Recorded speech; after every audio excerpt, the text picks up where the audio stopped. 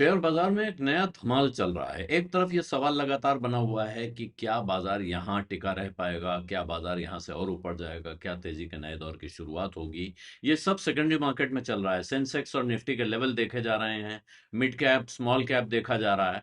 लेकिन दूसरी तरफ अगर आप देखें, एक पैरेलल स्टोरी चल रही है जिसकी तरफ लोगों का ध्यान है।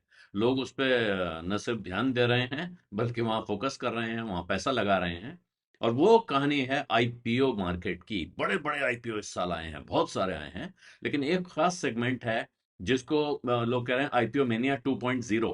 और ये है न्यू एज कंपनियों का, टेक्नोलॉजी कंपनियों का एक नया सिलसिला शुरू हुआ है बाजार में, जिसमें ग्रो है। भारत का सबसे बड़ा ब्रोकर है, ऑनलाइन ब्रोकरेज। ऐसा लगता था कि छोटा मोटा एक ऐप है जहां से काम शुरू होगा, लेकिन वो भारत की सबसे बड़ी ब्रोकरेज बन गई है। लेंस कार्ट है जो चश्मों का रिटेलर है, भारत का सबसे बड़ा एक ऑनलाइन से ऑफलाइन हो गया, बड़ा रिटेलर हो गया है। और साथ में पाइन लैब्स, अभी जो पेमेंट कंपनी है, आप किसी भी दुकान पे जाइए और जिस वक्त आप अपना क्रेडिट कार्ड देते हैं या आजकल आप यूपीआई से क्यूआर कोड स्कैन करते हैं, उस मशीन पर नजर डालिए, ज्यादातर मामलों में आपको वो मशीन पाइन लैब्स की मिलेगी। इनके आईपीओ आए हैं। और अगर यहां आप देखें तो अब इस धंधे में, आईपीओ के मार्केट में, इस तरह की कंपनियों में कोई कमजोरी, कोई ठंडक के आसार दिखाई नहीं पड़ रहे हैं। और ऐसा नहीं लग रहा है अब ये लोग सोच विचार के पैसा लगा रहे हैं। ये किसी तरह का हाइप इसमें नहीं दिख रहा है, अब जानकारों का ये कहना है। तो एक स्टार्टअप्स का काम, जो स्टार्टअप जिसको कहते हैं, स्टार्टअप वैसे हर आदमी जो धंधा शुरू करता है वो स्टार्टअप होता है। लेकिन ये अब ट्रेंड बन गया है कि किसी नई टेक्नोलॉजी, किसी नए आइडिया के साथ बाजार में आने वाले लोगों को, और वो वेंचर कैपिटलिस्ट से पैसा लेके, घर का पैसा लगा के काम शुरू करते हैं, उनको स्टार्टअप कहा जाता है। जब स्टार्टअप्स बाजार में आते हैं, यानी कि फिर वो फुल ग्रोन कंपनी बन जाते हैं और शेयर बाजार से पैसा उठाने की कोशिश करते हैं। तो अब ऐसा लग रहा है, जो पिछली बार हुआ था उसमें बहुत सारे स्टार्टअप्स आए, बहुत से लोगों के हाथ जले। पेटीएम है, जोमेटो है, जिस वक्त आए थे बड़े हाइप के साथ आए थे, बाद में वो बैठ गए। तमाम लोग नुकसान में बाहर निकले। हालांकि जोमेटो ने बाद में काफी पैसा बना के दिया है।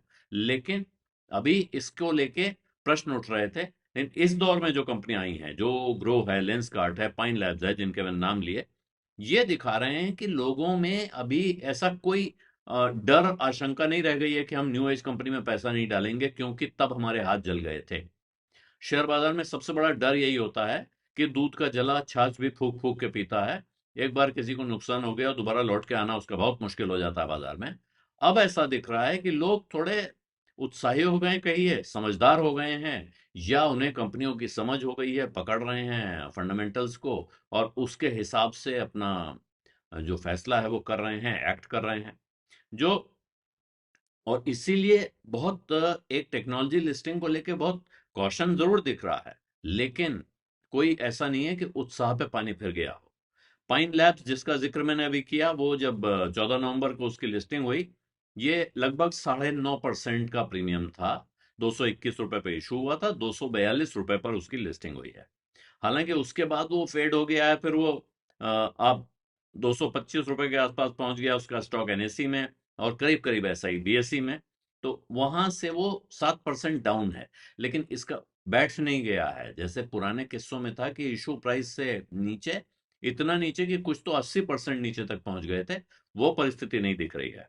दूसरी तरफ आप देखिए ग्रो, जिसकी कंपनी का नाम है बिलियन ब्रेन्स गैरेज वेंचर्स, लेकिन ग्रो नाम से जानी जाती है। ग्रो के नाम से ही आपको वो मिलेगी किसी ऑनलाइन प्लेटफॉर्म पे अगर आप ट्रेडिंग करते हैं तो। और उसने लिस्टिंग के बाद भी अच्छी परफॉर्मेंस दिखाई है। 12 नवंबर को इसकी लिस्टिंग हुई थी 112 से 114 रुपए के आसपास। ये उसका जो आईपीओ प्राइस था 100 रुपए का, तो वहां से 12 से 14% का प्रीमियम था। ये कोई बड़ा भारी प्रीमियम नहीं था। लेकिन उसके बाद से वो बढ़ता जा रहा है, 134 रुपए, 131 रुपए, ऐसे भाव पे जाता है। और अब कुछ बड़ी ब्रोकरेजेस इसमें दिलचस्पी लेने लगी हैं, उनको इसमें काफी संभावना दिख रही है।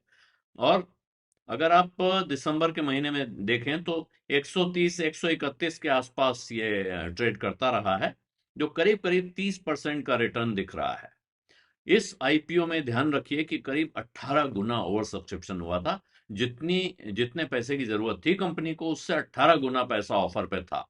इसका अर्थ है कि बाजार में लोग इस कंपनी में पैसा लगाना चाहते हैं। बहुत सारे लोग इंतजार कर रहे हैं कि डिप आएगा, गिरेगा, कम पे आएगा तब खरीद लेंगे। लेकिन बहुत से लोग पैसा लगा रहे हैं, बहुत से लोग लगा चुके हैं। कुछ लोग लिस्टिंग गेन लेके निकल चुके हैं, कुछ नए लोग एंटर कर गए हैं। उधर लेंसकार्ट सॉल्यूशन जो चश्मे वाली कंपनी है, उसका जो है वो दिखा रहा है कैसे लोग कॉशियस हैं इसको लेके। ये 10 नवंबर को इसकी भी लिस्टिंग हुई 395 रुपए पर।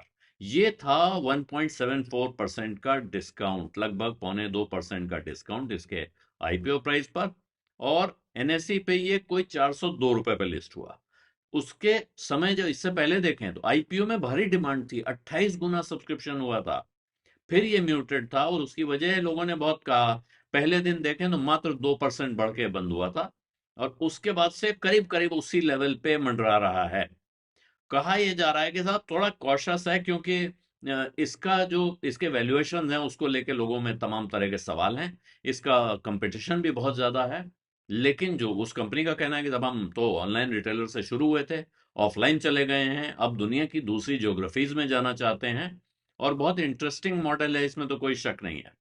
तो अब ये एक तरह से कह सकते हैं कि जो भारत की स्टार्टअप बिरादरी है, जो न्यू एज के एंटरप्रेन्योर्स हैं, जो अपना काम शुरू करते हैं अपने घर का पैसा लगा के, कर्जा लेके या वेंचर कैपिटलिस्ट से लेके, उसके बाद वो जब लिस्टिंग में आने लगते हैं तो वहां कोई ठंडक नहीं दिख रही है। बाजार उनके प्रति कोई नरम रवैया दिखा रहा हो, उनके प्रति उत्साह में कोई कमी ऐसा नहीं दिख रहा है। 6,800 करोड़ रुपए का सब्सक्रिप्शन था, ये ऑफर था लेंसकार्ट का, जो पूरी तरह सब्सक्राइब हो गया था कुछ ही घंटों में। जबकि तमाम एनालिस्ट ने उस पर सवाल उठाए थे, कहा था बहुत माइंड बॉगलिंग, बिल्कुल ही अंधाधुंध वैल्यूएशन है, इस भाव पे नहीं जाना चाहिए। ग्रो का है, ग्रो के साथ ये भी एक खास बात है कि एक बड़ा ब्रोकरेज, देश का सबसे बड़ा ब्रोकरेज हो चुका है। दूसरा, माइक्रोसॉफ्ट के सीईओ सत्या नडेला की बैकिंग इसको हासिल है। तो इसमें लगभग 17 गुना ओवर सब्सक्रिप्शन हुआ। जबकि पाइन लैब आया, उसको भी इसी तरह का ओवर सब्सक्रिप्शन मिला। तो कह सकते हैं कि बड़ा एक ही अंधाधुंध लाइन लगी थी, एक ही समय पे करीब करीब तीनों आए हैं। जबरदस्त लाइन थी। और इसके पहले अभी और कंपनियां आ चुकी हैं। जो अर्बन क्लैप नाम से पहले होम सर्विसेज कंपनी चलती थी, वो अर्बन कंपनी के नाम से आई, वो भी अपना आईपीओ ले आई है।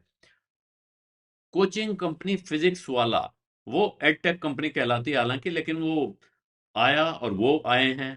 उसके बाद जो कुल मिला के गणित जोड़ा गया है, आंकड़े सामने आ रहे हैं, वो कह रहे हैं कि 43 स्टार्टअप आईपीओ इस साल आ चुके हैं अभी तक, 43, जो 2020 के मुकाबले गिनेंगे तो 5 गुना है, और 2023 के मुकाबले गिनेंगे तब भी 2 गुना है। तो ये अभी यहां होता क्या है, जिन लोगों ने शुरू में कंपनी में पैसा लगाया है वो अपना पैसा निकालते हैं। और इस बात पे बहुत लोग सवाल उठाते हैं कि साहब पुराना इन्वेस्टर भाग रहा है, नए लोग क्यों पैसा लगाएं।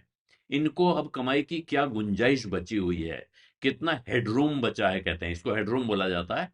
कि उसने तो भाई मान लीजिए 10 रुपए में लगाया था या 20 में लगाया था, वो तो 200 पे निकल रहा है, उसका तो माल 10 गुना हो गया, 20 गुना हो गया। अब यहां से कितना बढ़ जाएगा कि आज हम जो पैसा लगा रहे हैं हमारी कमाई हो जाए। ये सारे सवाल हैं। लेकिन और इसको लेके ही सबसे ज्यादा सवाल उठते हैं। तो अब यहां लोग ये कह रहे हैं कि आपने ऐसा नहीं है कि सभी आईपीओ डिसअपॉइंट करते हैं, कुछ ने डिसअपॉइंट किया है, लेकिन भारी डिसअपॉइंटमेंट के बाद जोमेटो ने, इक्जिगो ने अच्छे रिटर्न दिए हैं। और जिन लोगों ने बाद में खरीदा सस्ते भाव पे, उनके लिए तो करीब करीब लॉटरी लगने जैसा है। और इसी तरह से अब लोग कह रहे हैं कि बाजार देख रहा है कि कंपनियां ज्यादातर अब ग्राउंडेड हैं, प्रॉफिटेबिलिटी दिखा रही हैं, वो संभावना दिखा रही हैं कि यहां से आगे इनके पास एक अच्छी जमीन है मुनाफा कमाने की, आप तक मुनाफा पहुंचाने की। ये देख के लोग इसमें पैसा लगा रहे हैं। और ये जो ग्रो, लेंसकार्ट और पाइन लैब्स की जो परफॉर्मेंस सामने दिख रही है, वो बाजार का एक तरह से कह सकते हैं, इस मामले में बाजार थोड़ा मैच्योर होता दिख रहा है। कि वो सिर्फ आपकी कहानी सुन के, आपकी ग्रोथ स्टोरी सुन के आपने कुछ हवा बांध दी, उसको देख के आंख मूंद के पैसा नहीं लगा रहे हैं लोग। वो सोच रहे हैं, गणित जोड़ रहे हैं, और उसके बाद सोच विचार के पैसा लगाने का फैसला कर रहे हैं, आईपीओ के दौरान भी और आईपीओ के बाद भी। बिज अड्डा में आज इतना ही, इजाजत दीजिए, धन्यवाद, नमस्कार।